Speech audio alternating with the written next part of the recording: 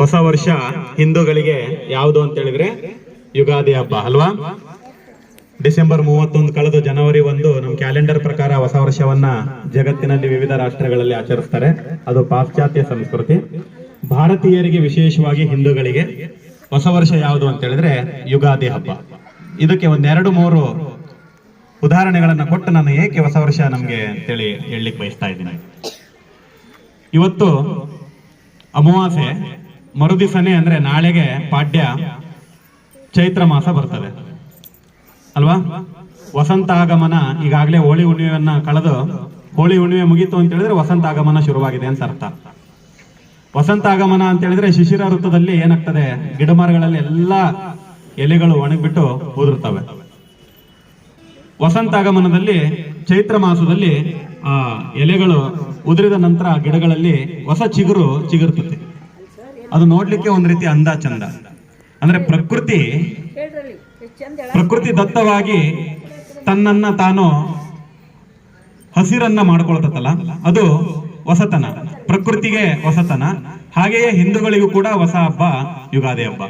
ಇದಕ್ಕೂ ಕೂಡ ಕಾರಣ ಏನಪ್ಪಾ ಅಂತ ಹೇಳಿದ್ರೆ, ಸೂರ್ಯ ಅವನು ನಿಂತಲ್ಲೇ ಇರ್ತಾನೆ, ಭೂಮಿ ಮತ್ತೆ ಇತರೆ ಗ್ರಹಗಳು ಸೂರ್ಯನನ್ನ ಸುತ್ತುತ್ತಾ ಇರ್ತವೆ. ನಾಳೆಯ ಏನು ಸೂರ್ಯನ ಕಿರಣಗಳಿದಾವಲ್ಲ, ಅವು ಬಹಳ ಮಹತ್ವದ ಕಿರಣಗಳು. ಅಂದ್ರೆ ಆ ಸೂರ್ಯನ ಕಿರಣದಲ್ಲಿ ಅಷ್ಟೊಂದು ಶಕ್ತಿ ಅಡಗಿದೆ. ನಾಳೆಯ ಆ ಬೆಳಿಗ್ಗೆ ನಾವು ಸೂರ್ಯನ ಕಿರಣಗಳಿಗೆ ಮೈಯೊಡ್ಡಿ ನಿಲ್ಲೋದು, ಪ್ರಾಣಿ ಪಕ್ಷಿಗಳು ಕ್ರಿಮಿ ಕೀಟಗಳಾದಿಯಾಗಿ ಇಡೀ ಭೂಮಿಯ ಮೇಲಿರ್ತಕ್ಕಂತಹ ಎಲ್ಲ ಚರಾಚರ ವಸ್ತುಗಳ ಮೇಲೆ ಸೂರ್ಯನ ಕಿರಣ ಬಿದ್ರೆ ಅದು ನಮ್ಮ ಆರೋಗ್ಯ ತನಿತಾನೇ ಸುಧಾರಣೆ ಆಗ್ತದೆ ಅಂತ. ಎಣ್ಣೆಯನ್ನು ಹಚ್ಕೊಂಡು ಸ್ನಾನ ಮಾಡಿ ಹೇಗೆ ಜನವರಿ 14 ಮಕರ ಸಂಕ್ರಾಂತಿಯಲ್ಲಿ ಮಾಡ್ತೀವಲ್ಲ, ಆ ತರ ನಾಳೆಗೂ ಕೂಡ ಯುಗಾದಿ ಹಬ್ಬದಲ್ಲಿ ಎಣ್ಣೆ ಹಚ್ಚಿ ಅರಿಶಿಣ ಮತ್ತೆ ಎಣ್ಣೆಯನ್ನ ಬಿಸಿಲಿಗೆ ನಿಂತ್ಕೊಂಡು ಸಣ್ಣ ಮಕ್ಕಳಿಗೆಲ್ಲ ನಿಲ್ಲಿಸ್ಬಿಟ್ಟು ಬಿಸಿಲಲ್ಲಿ 10 ನಿಮಿಷ ಅರ್ಧ ಗಂಟೆ ಆಮೇಲೆ ಸ್ನಾನ ಮಾಡಿಸಿ ಹೊಸ ಬಟ್ಟೆ ಹಾಕಿ ಬೇವು ಬೆಲ್ಲ. ನಾಳೆಯ ವಿಶೇಷ ಏನಪ್ಪಾ ಅಂದ್ರೆ ಯುಗಾದಿ ಹಬ್ಬದ್ದು ಬೇವು ಬೆಲ್ಲ. ಸಂಕ್ರಾಂತಿ ವಿಶೇಷ ಏನು? ಎಳ್ಳು ಬೆಲ್ಲ ಅಲ್ವಾ. ಅಲ್ಲಿ ಚಳಿಗಾಲ ಮೈಗೂಡ್ತತೆ, ಹಾಗಾಗಿ ನಾವು ಚಳಿಗಾಲಕ್ಕೆ ಹೊಂದ್ಕೊಳ್ಳಿಕ್ಕೆ ಎಳ್ಳು ಉಷ್ಣಾಂಶವನ್ನು ಕೊಡ್ತಕ್ಕಂಥದ್ದು ದೇಹಕ್ಕೆ. ಹಾಗಾಗಿ ಎಳ್ಳು ಬೆಲ್ಲ ಅಲ್ಲಿ ತಿಂತಾರೆ, ಇಲ್ಲಿ ಬೇವು ಬೆಲ್ಲ ತಿಂತೀವಿ.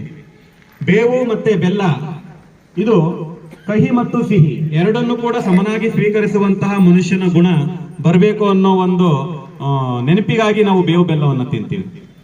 ಅಷ್ಟೇ ಅಲ್ಲ, ಶಾವಿಗೆ ಅಂತೇಳಿ ಮಾಡ್ಕೊಂಡು ಊಟ ಮಾಡ್ತೀವಿ. ವರ್ಷದ ಹೊಸ ದಿನ ಅಂತ ಹೇಳ್ಬಿಟ್ಟು ನಾಳೆ ಬೇವು ಬೆಲ್ಲವನ್ನ ಮಾಡ್ತೀವಿ.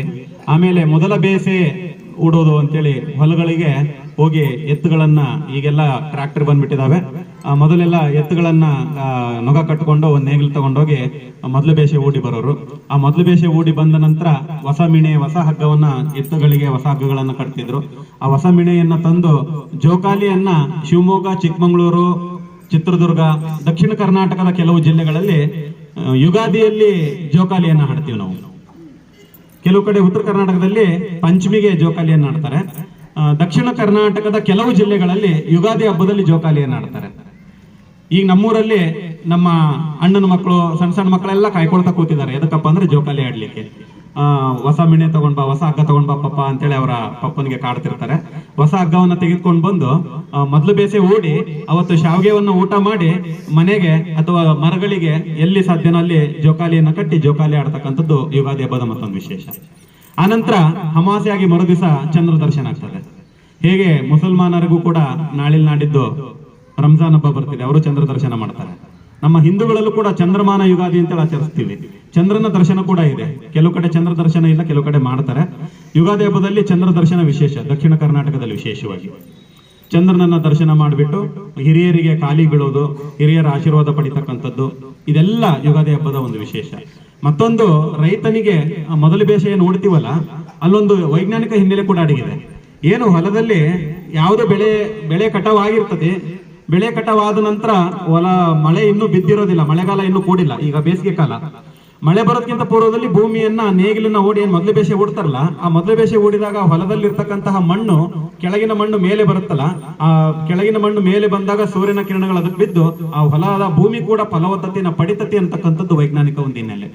ಹಾಗಾಗಿ ನಮ್ಮ ಯಾವುದೇ ಹಬ್ಬಗಳಿರ್ಬೋದು ವೈಜ್ಞಾನಿಕ ಹಿನ್ನೆಲೆಯನ್ನು ಒಳಗೊಂಡು ಆಚರಿಸ್ತಕ್ಕಂಥ ಹಬ್ಬಗಳು.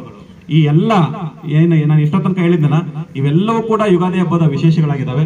ಹಾಗಾಗಿ ನಿಮ್ಗೆ ಮುಂಗಡವಾಗಿ ಯುಗಾದಿ ಹಬ್ಬದ ಶುಭಾಶಯಗಳನ್ನ ಹೇಳ್ತಾ ಪರೀಕ್ಷೆ ಹತ್ರ ಬಂದಿದೆ. ಎಲ್ಲರೂ ಕೂಡ ಪರೀಕ್ಷೆಗೆ ಚೆನ್ನಾಗಿ ಓದ್ರಿ, ಬೇವು ಬೆಲ್ಲ ತಿನ್ನಿ, ಕಷ್ಟ ಸುಖ ಏನೇ ಬರಲಿ ಜೀವನದಲ್ಲಿ ಧೈರ್ಯವಾಗಿ ಎದುರಿಸೋಣ. ಜೀವನ ಇರೋದೇ ಕಷ್ಟ ಸುಖಗಳನ್ನು ಎದುರಿಸಿ ಹಿಮ್ಮೆಟ್ಟಿ ನಿಂತು ನಾವು ಮುನ್ನಡೆಯಲಿಕ್ಕೋಸ್ಕರ. ಹಾಗಾಗಿ ಏನೇ ಕಷ್ಟ ಬಂದರೂ ಕೂಡ ಸುಖವಾಗಿ, ಬರೀ ಸುಖವನ್ನೇ ನಾವು ಬಯಸಬಾರ್ದು ಜೀವನದಲ್ಲಿ. ಆ ಭಗವಂತನ ಕೃಪೆ ಏನೆಲ್ಲ ಇರುತ್ತೆ ಅದನ್ನೆಲ್ಲದನ್ನು ಕೂಡ ನಾವು ಧೈರ್ಯವಾಗಿ ಸ್ವೀಕರಿಸಬೇಕು ಅನ್ನೋ ನಿಟ್ಟಿನಲ್ಲಿ ಬೇವು ಬೆಲ್ಲ ತಿನ್ನೋಣ, ಖುಷಿಯಾಗಿ ಜೀವನವನ್ನ ಮಾಡೋಣ ಅಂತೇಳಿ ಹೇಳ್ತಾ ತಮ್ಮೆಲ್ಲರೂ ಕೂಡ ಮತ್ತೊಮ್ಮೆ ಯುಗಾದಿ ಹಬ್ಬದ ಶುಭಾಶಯಗಳು. ಧನ್ಯವಾದಗಳು.